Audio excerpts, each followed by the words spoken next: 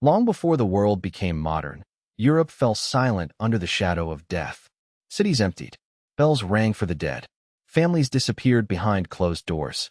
And yet, from this darkness, one of the most beautiful ages in human history slowly began to rise. This is the story of the Renaissance. A calm journey through plague and painting, ruins and rebirth, forgotten books and candlelit rooms.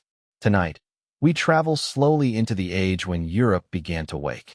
Long before Europe called itself modern, the continent fell quiet beneath a shadow it could not understand.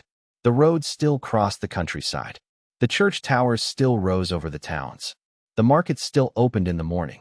But something had entered the world, and people could feel it before they could explain it. Ships arrived from distant ports. Merchants stepped onto docks with bales of cloth, sacks of grain, spices, letters, and rumors. Along with them came an invisible terror. In the middle of the 14th century, the Black Death moved through Europe with a force that seemed almost beyond nature. It entered harbors. It traveled with caravans. It moved from city to city, from village to village, from one frightened household to the next. For those who lived through it, the world did not feel like a place of progress. It felt like a place coming undone. Tonight, we begin in that darkness, because the Renaissance cannot be understood only through golden paintings and marble statues. It was not born in a perfect age. It did not rise from comfort. It grew from a wounded world. The people who built domes, carved angels, studied ancient books, and painted faces filled with life had inherited a Europe shaken by death, poverty, war, and uncertainty. That is what makes the story so powerful. The Renaissance was not only an age of beauty. It was an answer to fear. It was a long, slow attempt to look at ruins and believe that something new could still be made. In many towns, the plague changed the rhythm of everyday life. Bells rang so often that the sound itself became a warning. Families lost parents, children, neighbors, and friends. Fields were left empty. Workshops closed. Streets that once echoed with footsteps became silent. People searched for explanations. Some turned to prayer. Some turned to superstition. Some blamed strangers. Some fled into the countryside, hoping distance might save them. But the disease crossed borders with terrifying ease. It did not respect rank. Nobles died in castles. Priests died in churches.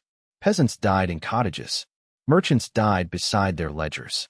The plague reminded Europe that wealth, learning, and power could not protect the body from the mystery of death. Yet history often moves in ways no one expects. After catastrophe, societies sometimes break. But sometimes, after the first grief, they begin to change. The old order had been shaken. Labor became scarce in many places. Survivors inherited property. Wages shifted. Cities had to rebuild. People who had seen death so closely began to think differently about life. They still believed in God. They still feared judgment. They still lived inside a Christian world. But slowly, a new attention turned toward the value of earthly existence. The human body, the human face, the dignity of the individual. The possibility that life in this world, brief as it was, could still be studied, painted, improved, and remembered. No one woke one morning and said the Renaissance had begun. The change was quieter than that. It moved like candlelight through rooms where scholars read old manuscripts. It moved through workshops where apprentices ground pigments and learned to draw hands, eyes, robes, and stone. It moved through merchant families who wanted their names joined to chapels, libraries, and palaces. It moved through conversations about ancient Rome, ancient Greece, Christian faith, human reason, and the strange power of beauty. The Renaissance was not a single event. It was a gradual awakening, and like many awakenings, it began before anyone fully understood what was happening. To follow that awakening, we must travel to Italy. Not a united Italy, because that country did not yet exist. Medieval and Renaissance Italy was a peninsula of rival powers, proud cities, merchant republics, princely courts, papal lands, and old kingdoms. Florence, Venice, Milan, Rome, Naples, Genoa, Ferrara, Mantua, Urbino, Siena. Each place had its own character. Each place carried its own ambitions and fears. They competed in trade, war, diplomacy, religion, architecture, and art. That competition could be violent. But it also created an extraordinary pressure to build, decorate, commission, collect, and remember. In this divided landscape, glory was not only won on battlefields. It could also be won on walls, in stone, in bronze, in books, and in the minds of future generations. Venice rose from the water like a vision. Its streets were canals. Its palaces reflected in the lagoon. Its ships carried goods across the Mediterranean and beyond. Venetian merchants dealt with Byzantium, the Islamic world, and distant trade networks that brought silk, spices, precious metals, glass, pigments, and stories from far away. Venice was practical and magnificent at the same time. It understood that beauty could strengthen power. The golden mosaics of St. Mark's Basilica shimmered with Eastern influence. The city was a bridge between worlds, and every ship that returned to its docks carried more than cargo. It carried images, techniques, tastes, and ideas. Milan was different. Milan was inland, powerful, and often ruled by hard political hands. It was a city of armor, soldiers, engineering, and court ambition. The rulers of Milan needed artists, but not only to paint saints or decorate chapels. They needed architects, festival designers, military engineers, and makers of spectacle. A brilliant artist could find work there if he could serve power. This is one reason Leonardo da Vinci, whose mind wandered from painting to machines to waterworks to war, found Milan so important. In Milan, art and engineering could live close together because rulers wanted beauty, defense, prestige, and invention. Rome was memory. It had once ruled an empire that stretched across the Mediterranean world. By the Renaissance, ancient Rome was a city of ruins and sacred power. Broken columns stood in the open air. Arches survived like fragments of a vanished language. Statues were buried, found, copied, admired, and feared. Christian churches rose among the remains of pagan temples. The popes ruled from Rome, but the old empire still whispered beneath their feet. To walk through Renaissance Rome was to walk through layers of time. Every stone seemed to ask what greatness meant and whether greatness could return. But Florence became the heart of the story.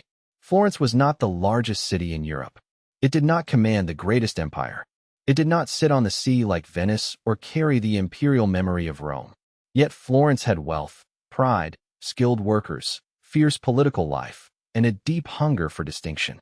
Its prosperity came from wool, banking, trade, and craftsmanship.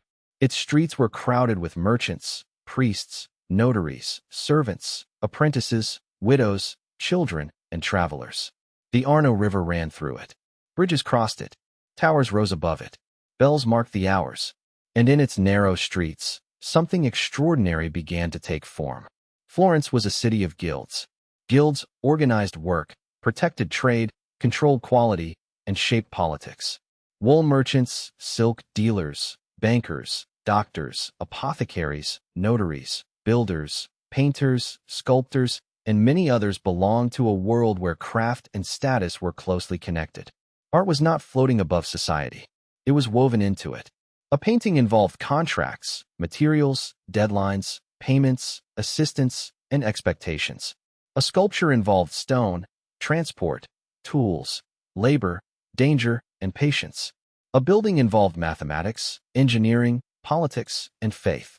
The Renaissance artist was a creator, but also a worker inside a demanding urban machine.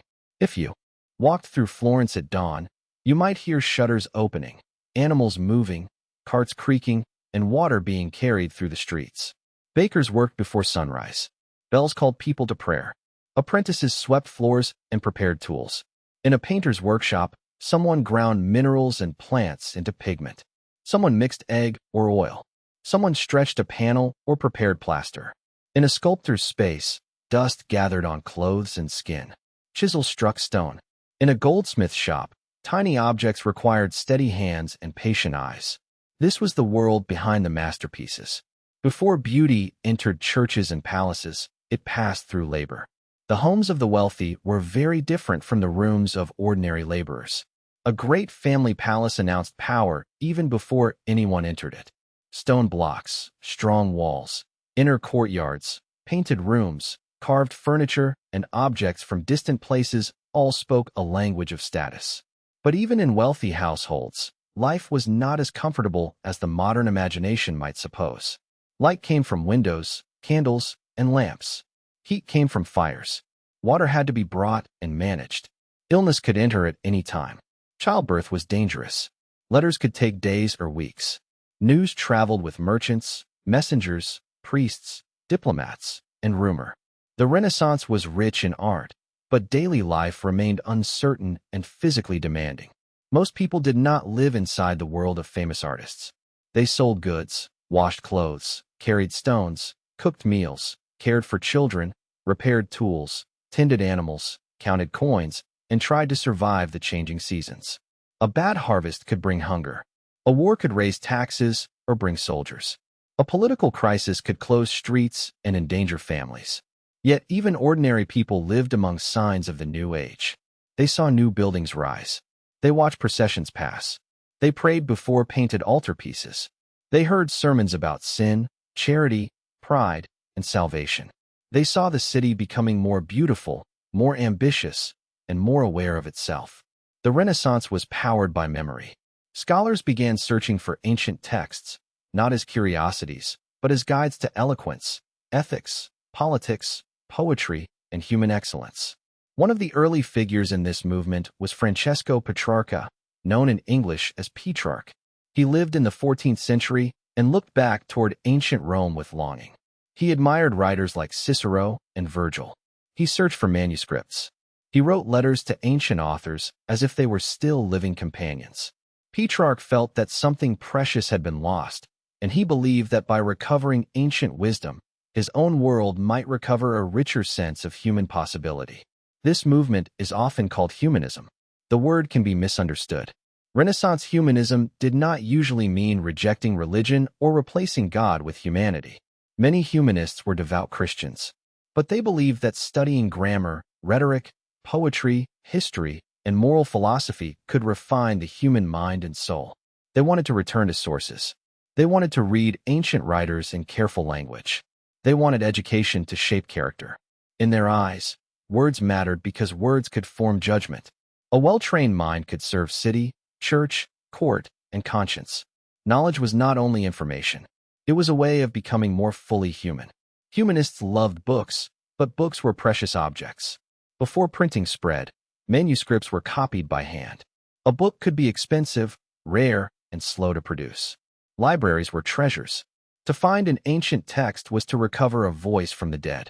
Imagine a scholar in a quiet room, candle burning low, turning pages that had survived war, neglect, damp, insects, and time. Every copied line carried fragility. A mistake by a scribe could change a word. A lost manuscript could erase an entire work from memory. The Renaissance passion for text was also a race against disappearance. Ancient ruins played a similar role. The remains of Rome were not silent to Renaissance eyes. They were evidence that human beings had once built with enormous skill. Arches, domes, roads, aqueducts, sculptures, inscriptions, and coins all seemed to contain lessons. Builders studied them. Artists copied them. Collectors prized them. Writers reflected on them. The ancient world was not simply admired because it was old. It was admired because it seemed to show what human discipline, order, ambition, and imagination could achieve. For Renaissance thinkers, the past was not dead. It was a hidden teacher. This deep respect for the ancient world did not mean the Renaissance simply copied Greece and Rome. The age was creative because it transformed what it recovered. Christian themes remained central. Biblical stories filled churches. Saints and martyrs appeared in paintings. Mary and Christ remained among the most important subjects in art. But the way these subjects were represented began to change. Figures gained weight, emotion, and physical presence. Landscapes opened behind them. Architecture became believable. Perspective created depth. Light touched skin and fabric. The sacred did not disappear. It became more human, more visible, and in some ways more intimate. One of the great turning points came through architecture. Florence had a cathedral, Santa Maria del Fiore, and it needed a dome. The space to be covered was immense. The old method seemed inadequate. Builders knew that ancient Rome had created great domes, especially the Pantheon, but the exact confidence of that engineering had faded. The challenge stood over Florence for years like a question in stone. Could the city finish what it had begun? Could human intelligence solve a problem that looked impossible? The answer came from Filippo Brunelleschi. Brunelleschi was difficult, secretive, proud, and brilliant. He had trained as a goldsmith. He studied ancient structures in Rome. He thought deeply about proportion, geometry, machines, and building methods. When he proposed a way to build the dome, many people doubted him. The project was dangerous. It required new machines, careful planning, and astonishing confidence. The dome would rise without the enormous wooden sintering that many expected, because there was not enough timber available for such a structure and because the span was too great. Brunelleschi's solution involved a double-shell dome and ingenious brickwork. It was a triumph of imagination guided by mathematics. Slowly, high above the city, the dome rose. Workers climbed into the air. Materials had to be lifted with machines. Bricks had to be placed with precision. Any failure could be fatal. The people of Florence watched the shape emerge over years, layer after layer, curve after curve. The dome changed the skyline. It gave the city a new center. When it was completed, it was not only a roof. It was a declaration. Florence had solved the impossible. The human mind had learned from the past and then gone beyond it. The dome became a quiet monument to confidence after fear. Brunelleschi is also linked to the development of linear perspective, one of the most important artistic tools of the Renaissance. Perspective allowed painters to create the illusion of depth on a flat surface. A room could recede. A street could narrow toward a vanishing point. Figures could stand in believable space. This may sound simple now, because modern eyes are surrounded by perspective images. But in the 15th century, it changed the experience of looking. A painting could become a window. The viewer was not merely seeing symbols. The viewer was being invited into space. Perspective was more than technique. It reflected a larger habit of mind. It suggested that the visible world had order, that space could be measured, that beauty could be structured by mathematics, that the eye, the hand, and the mind could work together to create convincing reality. Renaissance artists did not abandon mystery, but they gave mystery a stage that felt physical. This is one reason their works can still hold attention. They do not simply tell us what happened. They place us inside the moment. Early Renaissance painters and sculptors began to explore this new visual world with remarkable courage. Masaccio painted figures with weight, shadow, and emotional gravity. His people do not float like distant symbols. They stand, suffer, and move through space. In the Brancacci Chapel, his work gave biblical scenes a startling human reality. Adam and Eve leaving Eden are not decorative. Their shame and grief feel physical. The loss of paradise becomes the loss of every human being who has ever stepped into pain. Donatello brought a new intensity to sculpture. His works could be elegant, strange, tender, and severe. He studied the body not as a flat idea, but as a living structure. His bronze David stood in a different relationship to the ancient world and to biblical tradition. His later works, including the haunting Mary Magdalene carved in wood, showed that Renaissance art was not only about perfect beauty. It could also show age, suffering, repentance, and spiritual exhaustion. Donatello understood that humanity was not always smooth marble. Sometimes it was worn, thin, and trembling. Lorenzo Ghiberti spent decades creating bronze doors for the Florence baptistry. Their panels display biblical scenes with elegance, depth, and narrative skill. Later, Michelangelo is said to have called them worthy of paradise. Whether or not the phrase is remembered exactly as it was spoken, the doors became legendary. They show how patient craft could turn metal into story. Viewers standing before them could read sacred history not only through words, but through space, gesture, architecture, and light. These artists did not work alone. Renaissance workshops were collaborative places.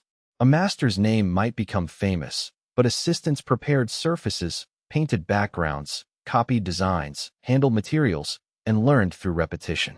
Young boys might enter workshops as apprentices, spending years learning before they could create independent works. They swept floors, mixed pigments, copied drawings, observed the master's hand, and slowly trained their eyes. Genius mattered, but it was trained inside systems of discipline. The myth of the lone artist hides the sound of many hands at work. Pigments themselves carried stories. Ultramarine, made from lapis lazuli, could be more expensive than gold, and came from distant mines in Afghanistan.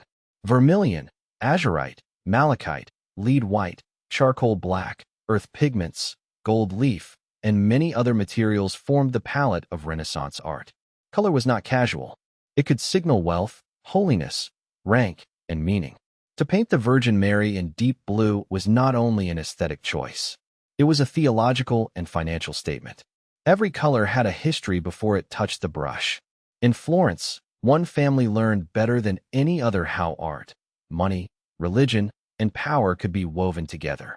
The Medici did not begin as kings. They were bankers. Their power came through finance, alliances, favors, marriages, patronage, and political skill. They often ruled indirectly, shaping the city while preserving the appearance of republican life. This made their power both flexible and dangerous. They knew that influence did not always need a crown. Sometimes it needed a loan, a friendship, a commission, a chapel, or a carefully placed ally. Cosimo de' Medici became one of the most important figures in 15th century Florence. He supported artists, scholars, architects, and religious institutions. He helped make Florence a center of learning and visual splendor. But his patronage was not merely kindness. It was also strategy. When a powerful family funded churches and libraries, it placed its name inside the spiritual and cultural memory of the city. A chapel could become a form of prayer, but also a monument to family prestige. The Medici understood that beauty could make power look generous. The Medici Palace was not only a residence. It was a message in stone. Its walls, courtyard, art, and arrangement announced wealth without needing to shout. Inside such spaces, scholars gathered, artists negotiated, political plans formed, and visitors understood the reach of the family. Renaissance power often worked through atmosphere. The sight of a palace, the scale of a chapel, the richness of a manuscript collection, or the beauty of a painting could persuade without words. In this world, taste itself became a political language. Cosimo's grandson, Lorenzo de' Medici, later known as Lorenzo the Magnificent, became one of the most famous patrons of the Renaissance. He was not only a political leader, he was also a poet, diplomat, collector, and symbol of Florentine brilliance. Under his influence, Florence became associated with a golden cultural moment. Yet Lorenzo lived in a dangerous city. Rival families envied Medici influence. Foreign powers watched Italy. The balance of politics could shift quickly. Renaissance Florence was never simply graceful. It was graceful over a deep current of risk. That risk erupted in 1478 during the Puzzi conspiracy. The plan was bold and brutal. Members of the Puzzi family and their allies attempted to overthrow Medici power. The attack took place inside Florence Cathedral during Massachusetts. Giuliano de' Medici, Lorenzo's brother, was murdered. Lorenzo escaped wounded. Imagine the shock inside the sacred space. The smell of incense. The sound of prayer. Then blades, blood, shouting, and panic. The conspiracy failed, and the revenge was severe. Some conspirators were hanged from windows. Florence displayed again the truth behind its beauty. The Renaissance could paint angels, but it could also kill inside a church. Lorenzo survived, but the world around him remained unstable. He supported artists like Sandro Botticelli, whose paintings still seemed to float between dream and philosophy. Botticelli's Birth of Venus and Primavera brought classical myth into graceful, mysterious images. These works were not simple returns to pagan religion. They were visual poems, shaped by humanist ideas, elite taste, and symbolic imagination. Venus rises from the sea. Figures move through gardens. Beauty appears almost weightless. Yet beneath that grace is a world of longing, fragility, and coded meaning. The return of ancient mythology was one of the distinctive features of the Renaissance. Greek and Roman gods entered paintings, poetry, festivals, and decorative programs. They offered artists and patrons a language for love, wisdom, conflict, fertility, music, time, and fate. Christian Europe did not become pagan again, but classical myth allowed a wider emotional vocabulary. It gave visual form to ideas that could be philosophical, romantic, political, or moral. The ancient gods became symbols, and in that symbolic form, they lived again. The Renaissance hunger for ancient wisdom was strengthened by contacts with the Byzantine world. Constantinople, capital of the Byzantine Empire, had preserved Greek learning for centuries. Even before the city fell in 1453, Greek scholars traveled to Italy, bringing language, texts, and teaching. After the Ottoman conquest, the symbolic shock was enormous for Christian Europe, and the movement of scholars and manuscripts became part of a larger story of transmission. The Renaissance was not created by Italy alone. It grew through contact, translation, preservation, trade, and migration. Knowledge traveled across cultures long before it became part of a European rebirth. Arabic and Islamic scholarship also mattered deeply in the long history of knowledge. Medieval Europe had received important works of philosophy, mathematics, medicine, astronomy, and science through Arabic translations, commentaries, and original contributions, often through places such as Spain, Sicily, and the broader Mediterranean. Jewish scholars also played roles in translation and intellectual exchange. The Renaissance was not a clean break from a dark past. It was a transformation built upon many earlier bridges. To imagine it as Europe simply rediscovering itself is too small a story. The truth is wider, richer, and more interconnected. Then came printing, and the movement of ideas changed forever. Johannes Gutenberg's printing system in mid-15th century Europe did not invent writing or the book. Movable type had earlier histories elsewhere in the world. But printing with movable metal type in Europe transformed the speed, scale, and cost of reproducing texts. Before printing, a manuscript had to be copied by hand. After printing, pages could be produced again and again with far greater efficiency. Books were still not cheap for everyone, but they became more available than before. The consequences were enormous. A printed book could travel. A humanist text could reach another city. A religious argument could spread faster than church authorities expected. A scientific image could be copied. Classical works could circulate among scholars. Pamphlets could carry polemic, satire, devotion, and rebellion. Printing did not make people peaceful. It made ideas harder to control. It strengthened education, but also conflict. It preserved knowledge, but also multiplied disagreement. Every age that changes communication changes power. The printing press was one of the great engines of the modern world, and the Renaissance helped feed that engine with texts, questions, and readers. Imagine a printing workshop in the early age of print. Metal type arranged by hand. Ink prepared. Paper stacked. Presses creaking. Workers moving with practiced rhythm. Letters became lines. Lines became pages. Pages became books. The process was physical, noisy, and precise.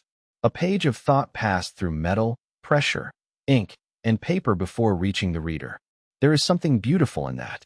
Ideas did not float invisibly. They had weight. They smelled of ink. They could be held, carried, hidden, sold, burned, or treasured. The spread of books changed education. More people could encounter texts, though literacy remained uneven and often limited by class, gender, and region. Schools and universities continued to evolve. Humanist teachers emphasized language, moral formation, and classical authors. A well-educated person was expected to speak and write elegantly, to know history, to reason, and to act with civic virtue. This ideal did not always match reality. Educated men could still be cruel, ambitious, and vain.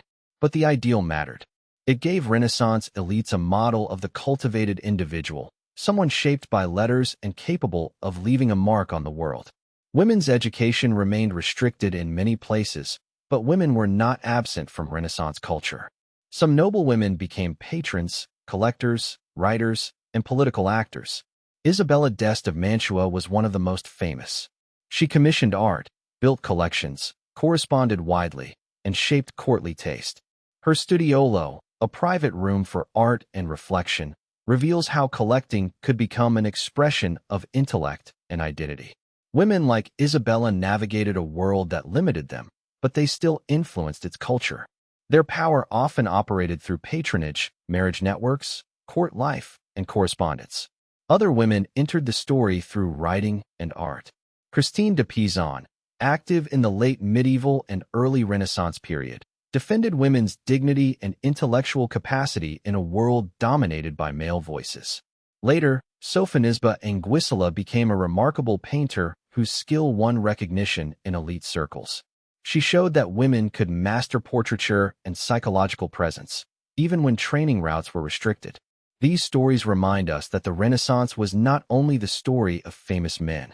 It was also the story of women whose talents and influence often had to move through narrow doors. For ordinary women, daily life was shaped by household labor, childbirth, family duty, religious observance, work, and vulnerability. Some worked in family businesses. Some managed households with great skill. Some entered convents, where religious life could also provide education, music, writing, and forms of authority unavailable elsewhere. Convents were not simply places of withdrawal. They could be centers of literacy, devotion, and artistic production. The Renaissance world limited women, but within those limits, many created spaces of action, memory, and survival. Clothing in the Renaissance carried meaning.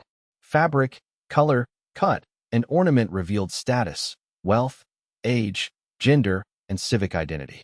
Sumptuary laws in some cities tried to control luxury, especially in dress and display. These laws remind us that fashion was political. A sleeve, a jewel, a type of fur, or a length of fabric could say too much. Authorities worried that outward appearance might blur social boundaries or encourage vanity. Yet people continued to desire beauty in the body's presentation. The Renaissance did not stop at paintings. It looked at clothing, hair, gesture, and public display. Food also marked difference. Wealthy households could serve elaborate meals with meat, spices, wine, sweets, and carefully staged courses. Spices carried the aura of distance and expense. Sugar was a luxury before becoming more widely available through later global systems of exploitation. Ordinary diets depended heavily on bread, grains, beans, vegetables, cheese, wine, oil, and whatever local conditions allowed. Famine remained a threat. Food was never only nourishment. It was economy, geography, class, religion, and season. Even a quiet meal carried the structure of a whole world. Religion remained central to Renaissance life. People attended Mass, honored saints, joined confraternities, sponsored altarpieces, went on pilgrimages, prayed for the dead, and feared judgment. The Renaissance did not replace faith with secular modernity overnight. Churches were among the greatest patrons of art. Many masterpieces were created for worship, but religious devotion itself became increasingly visual, emotional, and grand. A painted altarpiece could guide prayer. A fresco cycle could teach scripture. A sculpted tomb could ask the living to remember the dead. Art served the soul, but it also served family prestige and institutional authority. This mixture could create tension. Was beauty a path to God or a temptation of pride? Did wealthy patrons give to churches from devotion, ambition, or fear? Could sacred art become too sensual, too luxurious, too focused on the body? These questions did not disappear. They would erupt with special force in Florence through the preaching of Girolamo Savonarola. But before the fire, Florence enjoyed one of its most brilliant cultural moments. And in that moment, a young man from a small town near Vinci was watching the world with eyes unlike anyone else. Leonardo da Vinci was born in 1452. He was the illegitimate son of a notary and a woman named Caterina. Because of his birth status, his path was not the same as that of a legitimate son destined for certain professions. Yet perhaps this outsider position allowed him a different freedom. He entered the workshop of Andrea del Verrocchio in Florence, where he learned painting, sculpture, mechanics, and the disciplined habits of an artist-engineer. But Leonardo's mind did not stay inside boundaries. He looked at everything: water, birds, faces, machines, plants, bones, clouds, weapons, cities, and light. Leonardo's notebooks are among the most fascinating objects of the Renaissance. They are filled with sketches, observations, questions, designs, and fragments of thought. He wrote about the movement of water. He studied anatomy. He imagined flying machines. He designed bridges and military devices. He observed the play of light and shadow. He took an interest in geology, botany, optics, music, and mechanics. To him, nature was not a collection of separate subjects. It was one vast system of movement and form. He wanted to understand how things worked because he wanted to see truth more clearly. His curiosity was both his gift and his difficulty. Leonardo often began projects and left them unfinished. His imagination outran commissions. Patrons wanted completed works, but Leonardo wanted perfection, experiment, and understanding. He was capable of extraordinary discipline, but also of restless diversion. This makes him feel surprisingly human. The image of Leonardo as pure genius hides a more complicated reality, a mind always moving, often dissatisfied, sometimes delayed by its own abundance. He saw too much to settle easily. In Milan, Leonardo painted the Last Supper on the wall of Santa Maria del Grazie. The scene shows the moment after Christ says that one of the disciples will betray him. Leonardo did not paint a calm table of holy figures. He painted a shockwave. The disciples react in groups. Hands open. Faces turn. Questions spread. Suspicion enters the room. Judas is not isolated in a simple medieval way. He is part of the human drama, shadowed but present. Christ sits at the center, calm and alone, as if silence has already begun to form around him. The Last Supper is a masterpiece of composition and emotion, but it is also a story of fragility. Leonardo experimented with technique rather than using traditional fresco methods, and the painting began to deteriorate relatively early. Over centuries, it suffered from damage, restoration, neglect, and war. This gives the work a strange poignancy. A painting about betrayal and sacrifice became itself vulnerable to time. It survives, but it survives as something wounded. Like the Renaissance, it is brilliant and fragile at once. The Mona Lisa is quieter, but its power may be even more mysterious. A woman sits before a dreamlike landscape. Her face is turned toward us. Her hands rest calmly. There is no obvious drama. No sword, crown, miracle, or crowd. Yet the painting holds the eye. Her expression seems to shift. The edges soften. The landscape behind her feels both real and impossible. Leonardo understood that mystery can be stronger than explanation. The Mona Lisa does not tell us everything. That is why people return to it again and again. Leonardo studied the human body through dissection, an activity both difficult and unsettling in his time. He wanted to know how muscles moved, how bones joined, how organs sat within the body, how life took shape before birth. His anatomical drawings reveal both scientific attention and artistic grace. The body became a landscape of hidden structures. For Renaissance artists, anatomy mattered because the visible figure had to be understood from within. But for Leonardo, anatomy was also part of a deeper question. What is life? How does nature build form? What connects motion, breath, structure, and soul? If Leonardo was water, Michelangelo was stone. Michelangelo Buonarroti was born in 1475 and grew into one of the most intense artistic personalities in history. He believed deeply in sculpture. For him, the figure seemed to exist inside the marble, waiting to be released. This idea is powerful because it turns carving into a kind of rescue. The artist does not simply impose form. He frees what is hidden. Every strike of the chisel removes what does not belong. Beauty emerges through force, patience, and vision. Michelangelo's Pietà, created when he was still young, shows Mary holding the dead Christ. It is a scene of grief, but the marble is impossibly tender. Christ's body rests across Mary's lap. Her face is youthful, calm, and sorrowful. The folds of her garment flow like water made of stone. The work feels both human and otherworldly.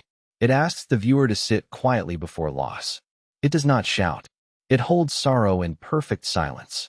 This is one of the reasons it remains so moving. Then came David. The block of marble had been difficult, abandoned by others. Michelangelo saw possibility inside it. His David is not shown after victory. He is shown before the battle. He stands alert, tense, watchful. The sling is present, but understated. His body is powerful, yet the moment is psychological. He is facing the giant before the stone is thrown. Florence saw in David an image of itself, small, defiant, surrounded by powerful enemies, yet ready to stand.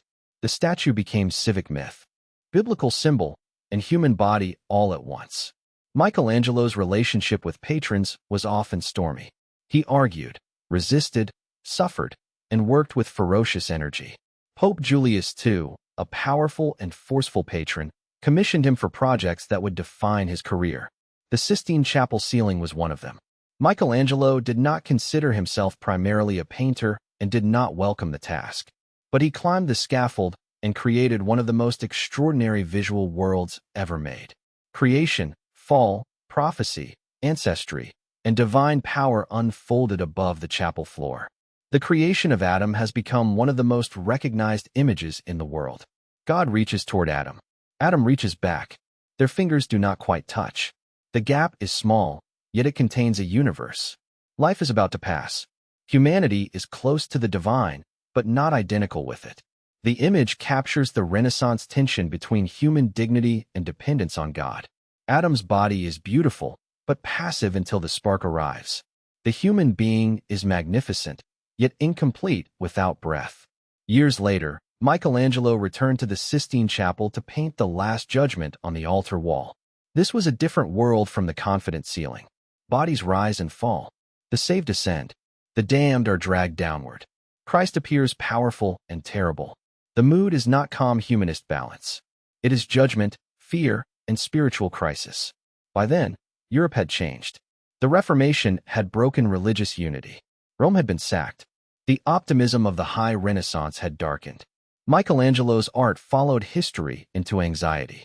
Between Leonardo's mystery and Michelangelo's struggle stood Raphael, who seemed to bring harmony.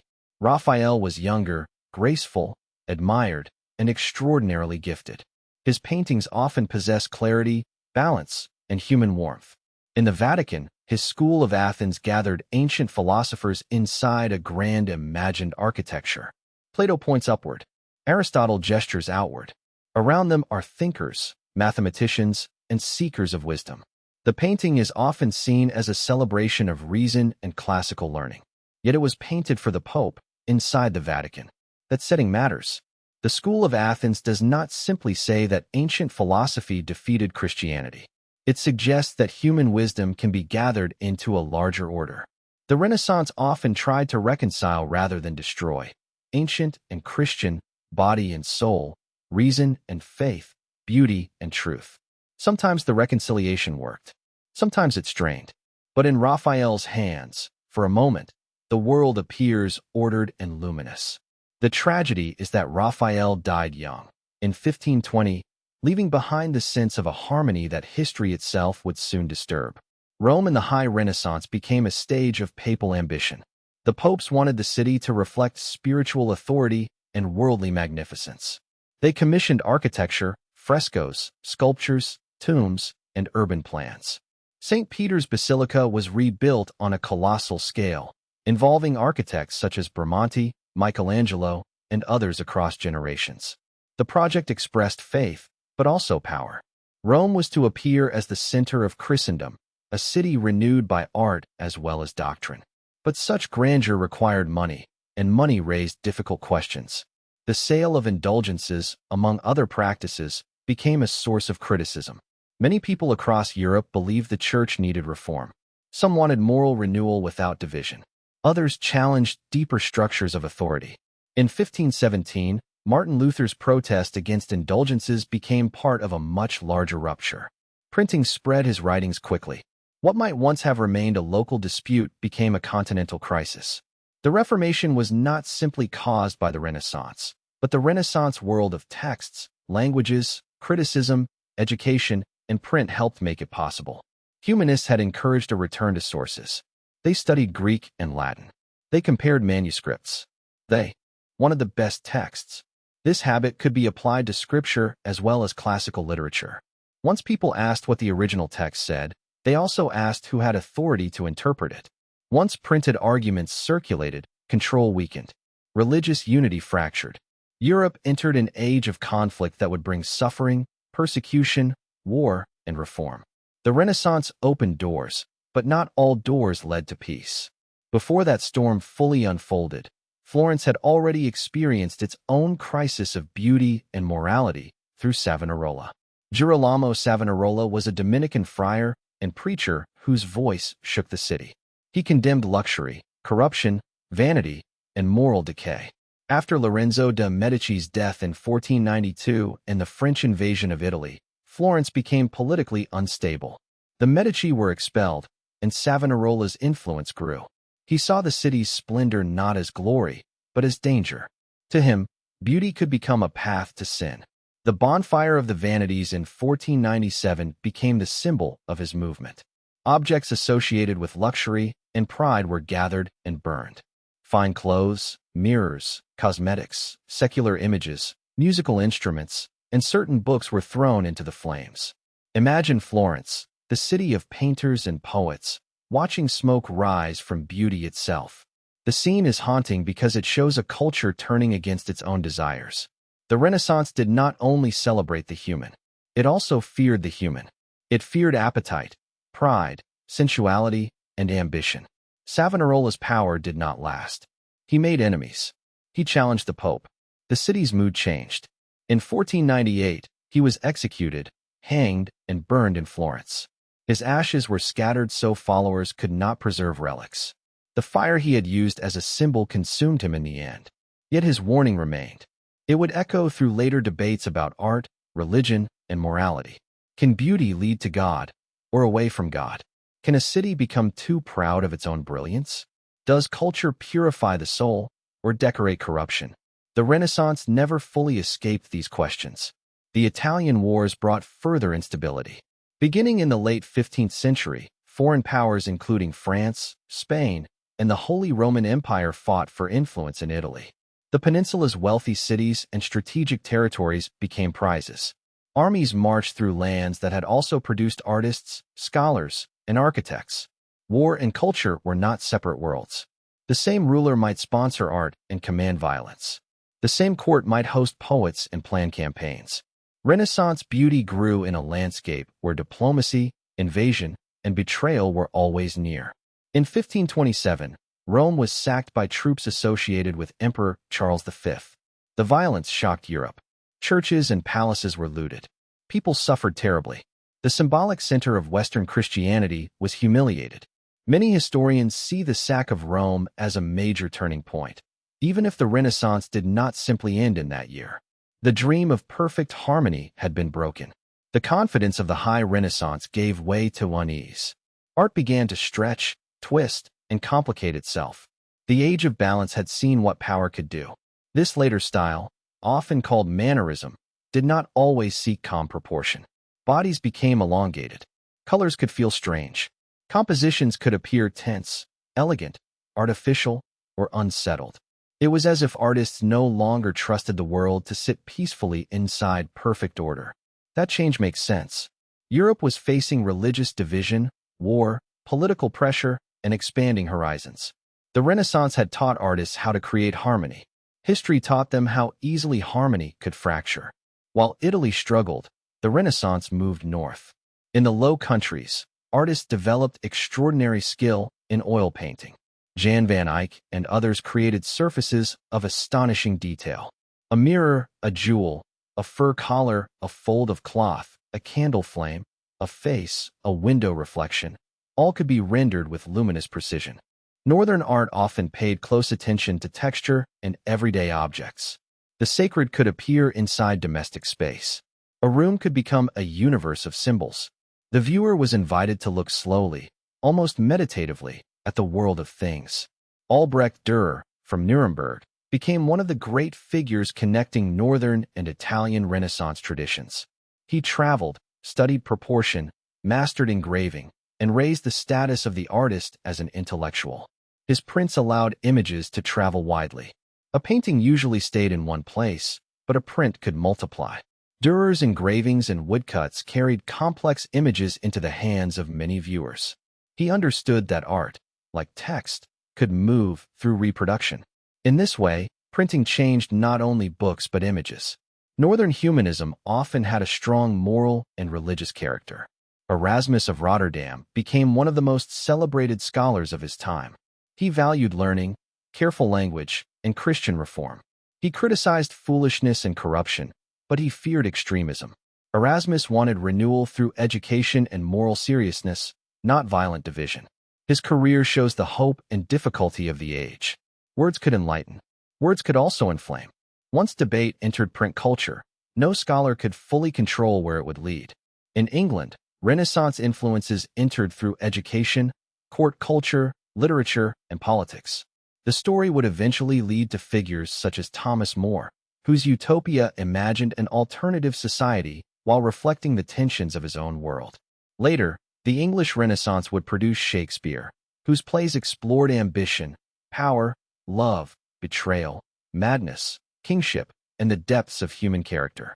Shakespeare belongs to a later moment, but his work inherits the Renaissance fascination with the human being as complex, contradictory, and dramatically alive. France, too, received Renaissance influence through war, royal patronage, architecture, and courtly culture. French kings brought artists and ideas across the Alps. Chateaus rose with classical elements and decorative elegance. Leonardo himself spent his final years in France under the patronage of King Francis I. The Renaissance became a European language, but each region spoke it with its own accent. It changed as it traveled. It mixed with local traditions, political needs, and religious pressures. There was not one Renaissance, but many Renaissance worlds connected by shared hunger. The Renaissance also changed how people imagined the earth. The 15th and 16th centuries were an age of voyages. Portuguese sailors explored routes along the African coast and eventually around the Cape of Good Hope. Vasco da Gama reached India by sea in 1498. Columbus crossed the Atlantic in 1492 under the Spanish crown, reaching lands already inhabited by millions of indigenous people. Europeans did not discover an empty world. They entered worlds with their own civilizations, languages, trade networks, spiritual traditions, and histories. The consequences were enormous and often devastating. This is the darker side of the Renaissance age. The same period that celebrated human dignity also saw conquest, enslavement, forced conversion, extraction, and the destruction of indigenous societies. European expansion brought disease to populations with no immunity, causing catastrophic loss of life. It brought new forms of empire and exploitation. Maps became tools of knowledge, but also tools of possession. Ships carried curiosity and violence in the same wooden hulls. The Renaissance was not only light. It cast long shadows across the world. The Columbian Exchange transformed diets, economies, and ecosystems. Crops, animals, diseases, people, and commodities moved between the Old World and the Americas. Potatoes, maize, tomatoes, cacao, tobacco, and other products changed global history. Horses, cattle, wheat, and diseases crossed in the other direction. These exchanges were not peaceful exchanges among equals. They occurred within systems of conquest and colonization. The modern world was being born, but birth came with suffering.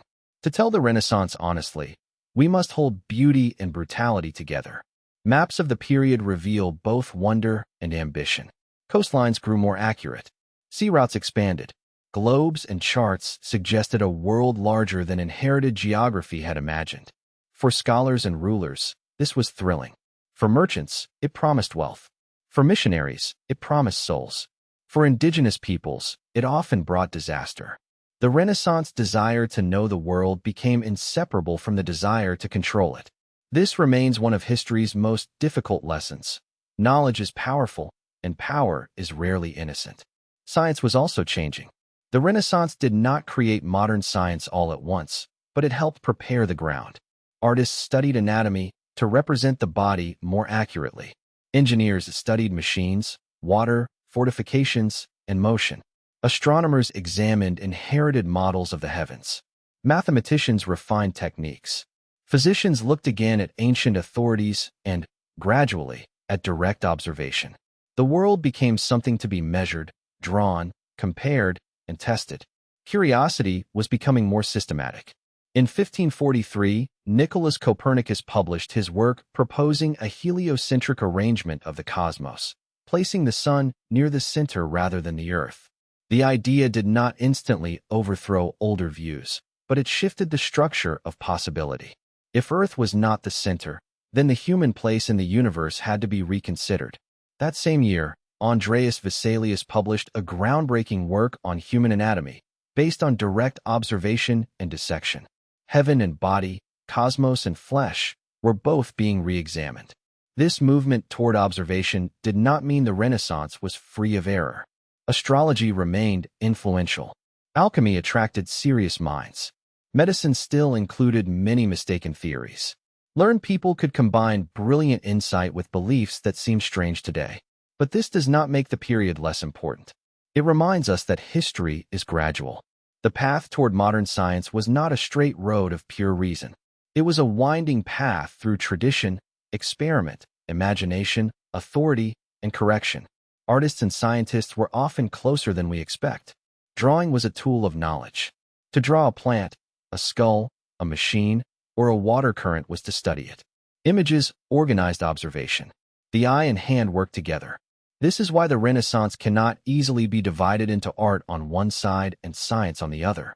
The same desire animated both, to see more clearly, to understand proportion, to reveal hidden structure, to make the world visible in a new way. Music also changed during the Renaissance. Polyphony grew more complex and beautiful, with multiple vocal lines weaving together in sacred and secular compositions. Courts, churches, and cities supported musicians. Printed music helped composition spread. The soundscape of the Renaissance was not only bells and market noise. It was also choirs, lutes, dances, devotional songs, and courtly performances. Music shaped memory and emotion, just as painting did. In a church, voices rising together could make architecture feel alive. Theater, festivals, and public ceremonies were important parts of Renaissance life. Cities staged processions for saints, rulers, weddings, victories, and visiting dignitaries. Temporary arches, painted decorations, costumes, music, and symbolic performances turned streets into stages. Power needed spectacle. A ruler could be praised through allegory. A city could display wealth through ceremony. Ordinary people could witness the theater of authority. The Renaissance was visual not only in museums and churches, but in public life itself. Court life created another kind of performance. In places like Urbino, Mantua, Ferrara, and later royal courts across Europe, manners, conversation, poetry, music, dress, and learning became part of elite identity. Baldassare Castiglione's book of the courtier described an ideal courtly person who combined grace, skill, education, and controlled effort. The courtier should appear natural, even when highly trained.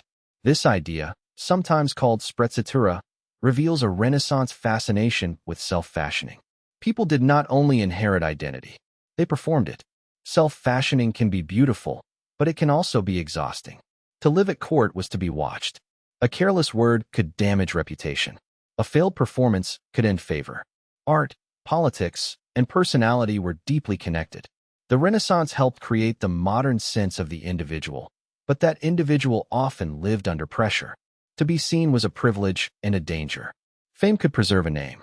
It could also make enemies gather around it. Portraiture became one of the great expressions of this new attention to the individual. A portrait could record likeness, status, virtue, marriageability, authority, or memory. Some portraits are direct and powerful. Others are symbolic, filled with objects that reveal education, wealth, or moral identity. To sit for a portrait was to ask the future to look back. It was a quiet form of immortality. In a world where death remained close, the painted face promised a kind of survival. Death itself was never far from Renaissance imagination. Tombs, memorials, prayers for souls, images of the Last Judgment, and reminders of mortality shaped daily thought. Human dignity did not erase fear of death. In fact, Renaissance art often made death more emotionally immediate. The body mattered, so the body's end mattered. The individual mattered, so loss became more personal. The age that celebrated life also meditated deeply on its passing. That is why its beauty often carries melancholy. Education, art, and power were mostly concentrated among elites, but the Renaissance also changed urban spaces in ways many people could see. Public buildings, churches, squares, bridges, fountains, and facades shaped civic life. Architecture ordered movement and attention. A well-designed square could become a theater of community. A church facade could instruct and impress. A dome could orient the entire city. The built environment taught people who they were, where they belonged, and what their city wanted to remember. Architecture returned to classical forms: columns, pilasters, arches, pediments, domes, symmetry, proportion.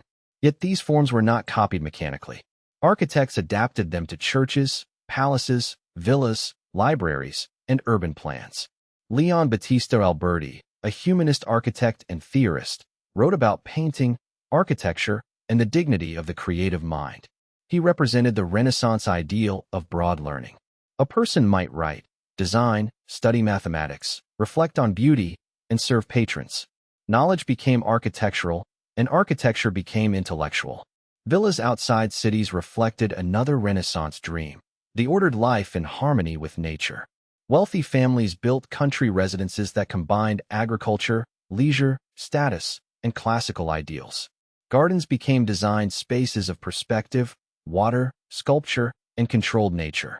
The villa suggested retreat from urban tension, though it depended on wealth and labor. The dream of a peaceful countryside was often built by those who benefited from city power. Renaissance harmony was real as an idea, but always supported by material conditions. Libraries became sacred places of another kind. Not sacred like churches, but sacred to memory. Manuscripts and printed books gathered together created intellectual landscapes. A library said that the past mattered, that words could survive death, that wisdom could be collected and ordered. The Medici Library in Florence and the Vatican Library in Rome were part of this world. Books were objects of beauty as well as thought. Binding, script, illumination, type, margins, and shelves all contributed to the atmosphere of learning. The Renaissance also changed historical consciousness. People began to imagine the past in distinct periods: ancient, medieval, modern. This was not our exact modern chronology, but the habit mattered. To see one's own time as different from earlier ages is to step outside time for a moment and look back. Renaissance thinkers often saw themselves as reviving ancient greatness after a period of decline. That view could be unfair to the Middle Ages, which were far more creative than the term Dark Ages suggests. But the Renaissance sense of rebirth gave people a powerful story about themselves. Every civilization tells stories about its own awakening. Such stories can inspire, but they can also simplify. The Renaissance was not the sudden appearance of reason after ignorance. Medieval Europe had universities, scholars, cathedrals, poetry, law, philosophy, and invention. The Renaissance built on that foundation even when it criticized it. History is not a light switch. It is more like dawn, with colors changing gradually across the sky. The Renaissance did not replace darkness with light. It rearranged the light. Guilds, universities, monasteries, courts, churches, banks, ships, and printing houses all contributed. So did war, disease, migration, trade, and competition. This is why the Renaissance feels so alive. It was not one thing. It was a system of forces, sometimes cooperating and sometimes colliding. Money paid for art. Faith gave art meaning. Rivalry gave art urgency. Ancient texts gave scholars models. Printing gave ideas movement. Exploration gave Europe a larger world and a darker conscience. Science gave doubt new tools. No single cause explains it. The Renaissance was a convergence. As the 16th century continued, the Catholic Church responded to Protestant challenges through reform and reaffirmation. The Council of Trent, beginning in 1545, addressed doctrine, discipline, and religious art in the context of the Counter-Reformation. Art would continue to matter deeply, but its role would be scrutinized. Images needed to teach clearly, inspire devotion, and avoid confusion or impropriety. The emotional intensity of later Catholic art would help lead into the Baroque. The Renaissance had opened the door to beauty, and the age after it would make beauty more dramatic, theatrical, and persuasive. The Baroque did not erase the Renaissance. It transformed its inheritance.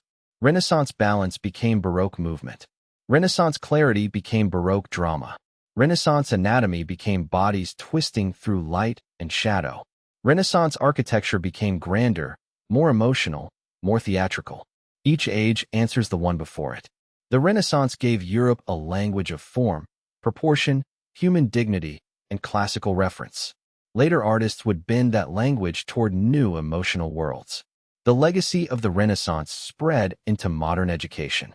The idea of liberal learning, the value of history, literature, rhetoric, languages, philosophy, and the arts all carry Renaissance influence. The belief that studying the humanities can shape judgment and character comes partly from humanist tradition. Today, when we ask why art matters, why history matters, why words matter, we are still asking Renaissance questions. We are asking whether knowledge can make us wiser or only more capable. Museums now preserve Renaissance works behind glass, ropes, climate control, and silence. Crowds stand before them with phones and cameras. People travel across the world to see paintings that were once made for chapels, dining halls, palaces, and private rooms. This changes the way we experience them. A devotional image becomes an art object. A family portrait becomes a global icon. A political commission becomes a masterpiece. Yet even in museums, the works still speak. They still hold the gaze. They still ask for patience. To look slowly at a Renaissance painting is to enter a different rhythm. Notice the hands. Notice the eyes. Notice the folds of cloth. Notice the distant hills. Notice the architecture behind the figures. Notice where the light falls. Notice what is centered and what is hidden at the edge. Renaissance artists often rewarded slow looking. Their paintings were made for viewers who understood symbols, stories, and gestures. Today, we may not catch every meaning, but we can still feel the care. The same is true of sculpture. A marble figure changes as you walk around it. Muscles shift with light. Shadows gather in folds. The face appears different from another angle. Sculpture asks the body of the viewer to move. It makes looking physical. This mattered in the Renaissance because the body itself had become a central subject of wonder. Human form was not merely a vessel of sin or a temporary shell. It was a structure of dignity, beauty, suffering, and divine mystery. And yet, the Renaissance body was often idealized. The bodies in great works were not the bodies of most people, marked by labor, illness, hunger, age, and injury. Art created ideals, and ideals can both inspire and exclude. The perfect figure may reveal the imagination of beauty, but it may also hide ordinary experience. This is another reason to look carefully. Every age chooses what to show and what to leave out. The Renaissance showed humanity with new power, but not all humans equally. Peasants, servants, enslaved people, colonized peoples, religious minorities, the poor, and many women were often pushed to the margins of the grand story. They lived inside the same historical moment, but their voices are harder to hear. A complete history must listen for them too. Behind every palace were workers. Behind every feast were cooks and farmers. Behind every voyage were sailors and forced labor. Behind every patron's glory were systems of wealth. The Renaissance was human, and because it was human, it was unequal. This does not destroy its beauty. It deepens our understanding of it. To admire the Renaissance honestly is not to pretend it was innocent. It is to see the miracle and the cost together. The dome and the debt. The painting and the politics. The manuscript and the exclusion. The voyage and the conquest. The individual and the empire. History becomes more powerful when we stop asking it to be simple. By the end of the Renaissance, Europe had changed in ways that would shape centuries. Books circulated more widely. Artists had become famous as individuals. Ancient learning had been reinterpreted. Religious unity had fractured. Scientific inquiry had gained new momentum. Oceans had connected continents through trade, conquest, and catastrophe. Cities had filled with new forms of architecture and art. The human being had moved closer to the center of cultural imagination. The world had become larger, more beautiful, more dangerous, and more uncertain. The Renaissance teaches that rebirth is not gentle. It is not a clean morning after a storm. It is the difficult work of rebuilding while the ruins are still visible. Florence did not forget the plague. Rome did not forget its ruins. Europe did not escape war. Artists did not escape patrons. Scholars did not escape politics. Explorers did not escape violence. The new world was made from the old one, with all its fears still alive beneath the surface. Still, there is something deeply moving about the age. After plague, people built. After loss, they painted. After silence, they printed books. After ruins, they studied architecture. After inherited answers, they asked new questions. They did not always ask wisely. They did not always act justly, but they refused to let the world remain as it was. That refusal is at the heart of the Renaissance. It is the belief that memory can become creation. Imagine Florence at night. The streets are quieter now. The day's bargaining has ended. Workshop doors are closed. A few lamps glow behind shutters. Somewhere, a scholar bends over a manuscript. Somewhere, a painter studies a face by candlelight. Somewhere, a stonecutter dreams of the figure hidden inside marble. Above the city, Brunelleschi's dome rests against the dark sky. It is silent, but it speaks. It says that human beings once looked at an impossible space and decided to close it with beauty. Imagine Rome in the early morning. Mist around ruins. Bells from churches. Ancient stones still cold from the night. A sculptor passes broken columns that once belonged to an empire. A pope plans a basilica. A worker carries tools. A pilgrim enters a chapel. Layers of time touch each other. Pagan, Christian, ancient, modern, ruined, renewed. The Renaissance loved Rome because Rome showed both greatness and decay. It taught that even empires fall, but their forms can return in new hands. Imagine Venice at sunset. Water reflecting palace walls. Boats moving slowly through canals. Merchants speaking of distant ports. Glassmakers guarding secrets. Painters studying color in humid light. The city seems almost impossible, built between sea and sky. Its wealth depends on movement. Its beauty depends on reflection. Venice reminds us that the Renaissance was not only stone and books. It was also water, trade, and the movement of worlds into one another. Imagine a northern room in winter. A small window. A wooden table. A book open.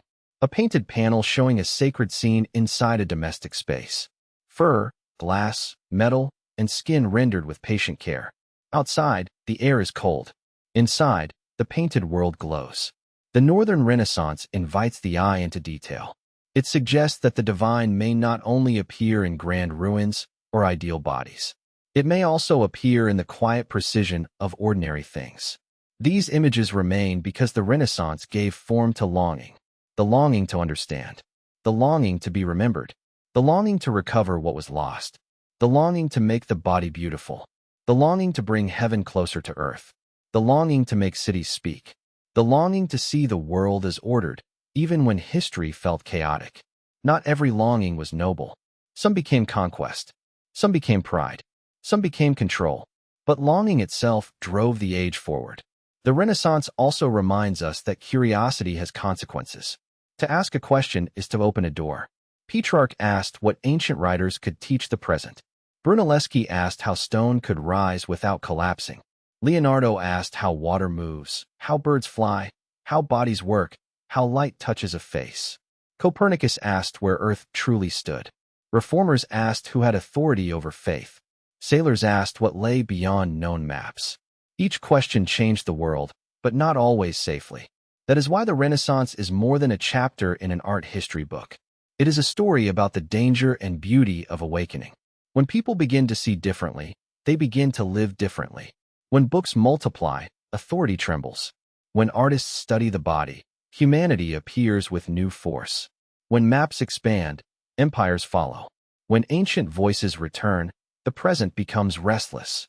Awakening is powerful, but it is never innocent. For a sleep history journey, perhaps the most comforting part of the Renaissance is not its ambition, but its patience. A manuscript copied line by line. A fresco painted day by day. A marble figure revealed chip by chip. A dome built brick by brick. A book printed page by page. A city changed building by building. The Renaissance did not happen all at once. It unfolded slowly, through thousands of acts of attention. That slowness is worth remembering. Modern life often wants sudden transformation. The Renaissance suggests another rhythm. Look carefully. Study deeply. Recover memory. Practice skill. Build slowly. Let beauty take time. Let knowledge mature. Let questions remain open long enough to become wisdom. The greatest works of the age were not made by haste. They were made by repeated effort, by failure, by correction, by discipline, and by the quiet belief that something hidden could be brought into light. As the centuries passed, the Renaissance itself became memory. Later generations named it, studied it, argued about it, romanticized it, criticized it, and used it to define what they valued. Some saw it as the birth of modern man. Others warned that such a view was too narrow, too European, too focused on elites. Both admiration and criticism are necessary. The Renaissance was extraordinary, but it was not the whole world. It was transformative, but not pure. It was a rebirth, but not for everyone in the same way. Still, when we stand before its greatest works, something happens. We feel the pressure of time. A hand painted 500 years ago still reaches toward us. A face carved from stone still seems alive. A printed page still carries a mind across centuries. A dome still shelters a city. These survivals are not small. They remind us that human beings, fragile as they are, can make things that outlive fear. The plague passed. The wars passed. The patrons died. The artists died. But the works remained. And perhaps that is the quiet heart of the Renaissance. It was an age obsessed with mortality that created forms of survival. Not survival of the body, because no body escapes time, but survival of memory. A name in a book, a chapel wall, a painted smile, a statue before a giant, a city skyline, a question written in a notebook. These are small victories against disappearance. The Renaissance did not defeat death, but it answered death with creation. So tonight, as the story slows, we can imagine the Renaissance not as a loud explosion of genius, but as a long series of lights appearing in the dark. One light in a scholar's room, one in a painter's workshop, one on a scaffold above a chapel, one in a printer's shop, one on a ship crossing uncertain water, one in a library where a lost voice is found, one in a stone yard where marble waits. Together, those lights became an age. The world before the Renaissance had not been empty. The world after it was not perfect. But something changed in between. Europe looked backward and found ancient teachers. It looked inward and found the individual. It looked outward and found a larger earth. It looked upward and began to question the heavens. It looked at the body and saw structure, beauty, and mystery. It looked at cities and saw stages for memory. It looked at books and saw power. It looked at ruins and saw beginnings. That is why the Renaissance still matters. Not because it gives us simple heroes. Not because it offers a clean golden age. But because it shows how civilization changes when people begin to imagine more than survival. After darkness, they asked for beauty. After silence, they asked for words. After fear, they asked for understanding. And even when they failed morally, even when they used knowledge for domination, they revealed something permanent about humanity. We are creatures who make meaning from ruins. The final lesson is gentle, but serious. Beauty alone is not enough. Knowledge alone is not enough. Power without conscience can turn discovery into conquest and art into propaganda. But beauty joined with humility, knowledge joined with responsibility, and memory joined with compassion can help a civilization see itself more clearly. The Renaissance gave the world tools. It did not guarantee wisdom. That work remains unfinished. And so the story ends where it began, in the space between darkness and light. Europe had known plague, fear, and collapse. Yet from that wounded ground came paintings, domes, books, questions, voyages, reforms, and visions that still shape our world. The Renaissance was not simply the rebirth of art. It was the rebirth of attention, a new way of looking at the human being, the past, the earth, and the sky. And once humanity learned to look that way, history could never fully close its eyes again. History remembers the Renaissance as a golden age. But gold is forged in heat. Behind the beauty were grief, ambition, rivalry, faith, doubt, labor, and longing. That is why its works still feel alive. They were not made in a world without shadows. They were made because shadows existed. And perhaps that is why, after so many centuries, we still turn toward them. We recognize the same desire, to build something meaningful before time takes us, to ask better questions, and to find, somewhere inside, the ruins, the first quiet shape of dawn. A day in a Renaissance workshop begins before the masterpiece has a name. A young apprentice enters while the air is still cool. He may not touch the important work yet. First he sweeps. He prepares. He watches. Years pass this way. The hand learns before the mind is trusted. In that patient discipline, the Renaissance trained its vision. Talent was a flame, but craft was the lamp that held it. In the markets of Florence, history did not look like philosophy. It looked like bread, wool, oil, wine, leather, wood, iron, and coins. People argued over prices. Children ran between stalls. Bells divided the day. Above them, painters and bankers dreamed of eternity, but below them, life continued in practical rhythms. This contrast gave the city its strength. The Renaissance was not made above daily life. It grew out of it. Every stone in a Renaissance building had a journey. It was quarried, cut, transported, lifted, measured, and placed. The finished palace may look calm, but its calm was built from noise and effort. Men strained under weight. Supervisors shouted. Dust entered lungs. Geometry became labor. This is easy to forget when we see only the final harmony. But harmony is often the last face of struggle. In a quiet chapel, a fresco could teach those who could not read. A saint's gesture, a martyr's wound, a mother's sorrow, a golden halo, a darkened sky, all carried meaning. Images were not decoration only. They were sermons in color. They told stories slowly to anyone willing to stand and look. In this way, Renaissance art became a public language of faith and feeling. The Renaissance city was filled with smells: wet stone after rain, smoke from hearths, animals in the streets, dyes from workshops, river mud, baking bread, candle wax, incense, and human crowding. We often imagine the past through sight alone, but people lived through all the senses.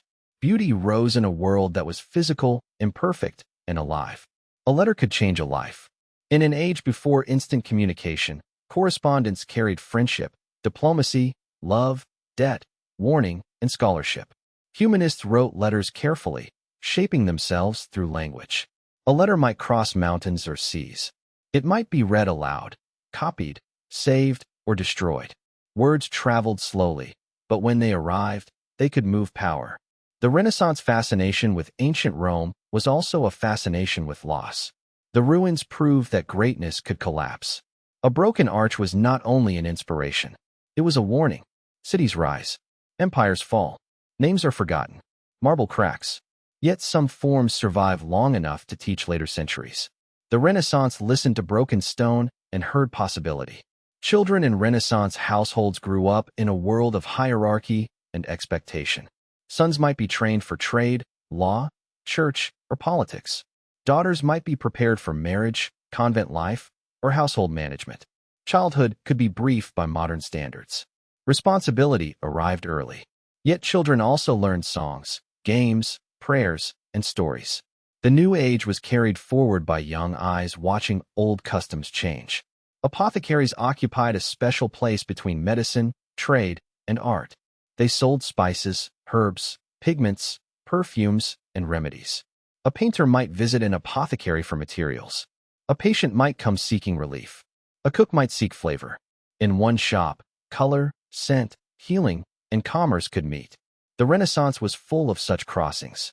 The river Arno was part of Florence's life. It carried goods, reflected buildings, threatened floods, and divided neighborhoods. Bridges were not only passages. They were places of trade and meeting. Water gave life to the city, but also reminded it of vulnerability. Like knowledge, water could serve, nourish, destroy, and move beyond control. In the silence of a library, a manuscript might seem asleep. But open it, and a mind from centuries earlier begins to speak. This was the miracle humanists felt. The dead were not fully dead if their words survived. To read Cicero or Plato was to cross time. The Renaissance made conversation with the past one of its highest arts. Not every artist became famous. Many worked anonymously or semi-anonymously, decorating rooms, assisting masters, preparing panels, carving details, or copying patterns. Their names may be lost, but their hands remain in the surfaces of history. The Renaissance was built by celebrated genius and by forgotten labor together. Without the forgotten, the famous could not have stood so high. A patron's request could shape every part of a work. The subject, size, materials, deadline, location, and payment might all be negotiated. The artist had imagination, but not unlimited freedom. Sometimes greatness emerged because of constraints. A wall had a shape. A chapel had a purpose. A family had a message. Art grew inside boundaries, then quietly exceeded them. Festivals transformed cities into dreams. Streets were decorated. Music filled the air. Costumes turned people into allegories. Temporary structures rose and disappeared. These celebrations remind us that Renaissance creativity was not limited to permanent masterpieces. Much of its beauty was temporary, made for one day, one entrance, one wedding, one procession, then lost to memory. The study of proportion linked art, architecture, music, and the body. Renaissance thinkers often believed beauty came from harmonious relationships among parts. A face, a building, a musical interval, and a city plan could all suggest order. This desire for order was not only aesthetic, it was emotional. In an uncertain world, proportion promised that creation still had hidden balance. War changed the artist's role. Rulers needed fortifications, maps, machines, and military designs. Engineers became valuable. Leonardo offered his services not only as a painter, but as a designer of weapons and defenses. This troubles the modern imagination, but it reveals the age clearly. Genius did not live outside power. It often had to sell itself to survive. The human face fascinated Renaissance painters because it could reveal inward life. A slight smile, a lowered eye, a tense mouth, a turned head. These details suggested thought and emotion. Earlier art had emotion too, but Renaissance portraiture gave individuality new weight. A face became a landscape of the soul. To paint someone was to say that their presence mattered. Many Renaissance people believed strongly in astrology. Courts consulted astrologers. Birth charts mattered. The stars were thought to influence temperament and destiny. This existed besides serious mathematics and observation. To us, the mixture may seem strange, but the Renaissance mind often moved between science, symbolism, faith, and magic. It had not yet separated them into modern categories. Alchemy attracted thinkers who hoped to understand transformation. Metals, substances, purification, hidden properties, and spiritual meanings all blended together. Some alchemical ideas were mistaken, but the desire to experiment with matter contributed to later habits of investigation. History rarely moves from error to truth in one step. It moves through searching. Printing changed memory. A manuscript culture depends on copying, scarcity, and local preservation. A print culture multiplies. Errors can multiply too, but so can corrections. A book can reach a stranger. A controversy can cross a border. A poem can outlive its first audience. With print, Europe began to hear itself speaking in many places at once. The Reformation revealed the power of reading. When people argued over scripture, translation, and authority, books became weapons of conscience. Some readers found liberation. Some rulers found danger. Some communities found division. The Renaissance love of texts had opened a path. Once people learned to return to sources, they did not always return quietly. In the Americas, European arrivals shattered worlds that had their own histories long before Renaissance ships appeared. Any honest account must pause here. The age of discovery was also an age of invasion. Curiosity crossed the ocean with greed, disease, and violence. The Renaissance expanded the map, but many paid for that expansion with their lives, lands, and futures. The Medici story shows how fragile power can be. A family may fill a city with art and still be exiled. It may return and rise again. It may produce bankers, dukes, queens, and popes. But every generation faces danger. Wealth creates memory, but also resentment. In Florence, the line between admiration and hatred could be very thin. Savonarola's Florence is important because it breaks the fantasy of a simple golden age. The same people who admired beauty could gather objects to burn. The same city that raised artists could listen to a preacher denounce vanity. Human beings are not consistent. A culture can desire splendor and purification at the same time. That contradiction made Florence restless. Raphael's harmony feels especially precious because it did not last. His rooms in the Vatican seem to imagine a world where wisdom can be arranged, balanced, and illuminated. But outside those painted walls, Europe was moving toward rupture. Sometimes art preserves the dream of order precisely when history begins to lose it. Michelangelo's unfinished sculptures, sometimes called prisoners or captives, seem to struggle out of stone. They may be incomplete, but that incompleteness gives them strange power. Figures twist within marble, half-released, half-trapped. They feel like an image of the human condition itself, form emerging slowly from resistance. Leonardo's flying machines remind us that imagination can arrive before technology is ready. He watched birds carefully, studied wings, and dreamed of human flight. He did not build a working airplane, but he changed the horizon of possibility. Some ideas are seeds planted in soil that will not bloom for centuries. The Renaissance garden offered controlled nature. Paths, hedges, fountains, statues, and views created a world where nature seemed disciplined by mind. Yet beyond the garden wall, weather, disease, and politics remained uncontrollable. The garden was a dream of order. Its beauty came partly from the knowledge that real life was never so obedient. Tombs of the Renaissance speak to ambition after death. A powerful person wanted not only burial, but memory shaped by art. Sculpted figures, inscriptions, coats of arms, and sacred imagery asked viewers to pray, admire, and remember. Death became another stage for identity. Even humility could be carved in expensive stone. The Renaissance classroom was often strict. Students memorized, translated, recited, and imitated ancient authors. Education trained memory and speech. The goal was not self-expression in the modern sense, but formation. By imitating the best words of the past, students were meant to become more capable in the present. The old voices shaped new ambitions. In courts and cities, music softened evenings. A lute in a chamber, voices in harmony, dances during celebrations, sacred polyphony in churches. These sounds gave emotional texture to life. Much Renaissance music was never recorded in the way modern sound is recorded. It lived in performance, then vanished. Some beauty survives only by being remade. Renaissance medicine was a mixture of inherited theory, observation, herbs, surgery, astrology, and experience. Physicians might consult ancient authorities while surgeons learned through hands-on work. The body was becoming more visible through anatomy, but healing remained uncertain. To be sick was to enter a world of hope, fear, and limited knowledge. The printing of anatomical images changed how the body could be studied. A drawing could travel where a dissection could not. Students could compare image and text. The page became a teaching room. This union of art and medicine shows again how Renaissance visual skill served knowledge beyond beauty.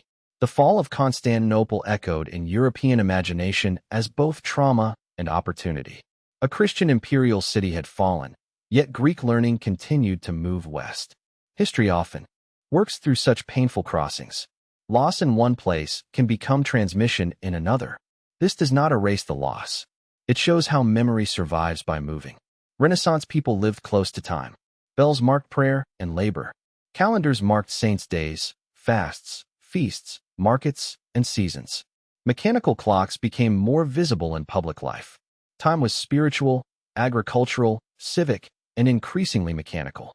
To order time was another way to order society.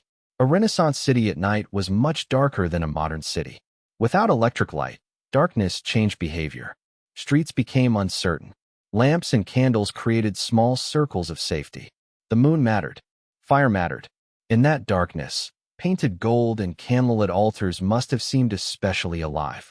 The Renaissance did not remove fear from life.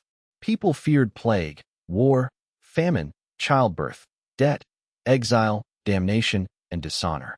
Yet fear did not prevent creation. This may be the most human truth of the age. People rarely create because life is easy. Often they create because life is fragile. A single book might pass through many hands. Author, scribe or printer, editor, binder, seller, buyer, reader, owner, heir, collector, librarian. Each hand added risk and survival. Some books were lost. Some were censored. Some were treasured. The book was an object, but also a traveler through time. The Renaissance love of fame changed how artists thought about themselves. To sign a work, to be praised in writing, to be compared with ancient masters, to compete for commissions. All this created a new artistic identity. But fame can trap a person. Once the world expects greatness, every work becomes a trial. The idea of genius is seductive. It makes history easy by placing creation inside rare individuals. But the Renaissance shows that genius also needs cities, patrons, materials, training, rivals, crises, and audiences. Leonardo needed Florence and Milan. Michelangelo needed marble and Rome. Raphael needed courts and commissions. Genius is personal, but never only personal. When we call the Renaissance a rebirth, we should ask who was reborn and who was left outside the story. Elite men benefited most from education and patronage. Others contributed without recognition. A careful history widens the frame. It lets the famous remain famous, but it also lets the shadows speak. Still, there is comfort in the survival of beauty. A fresco may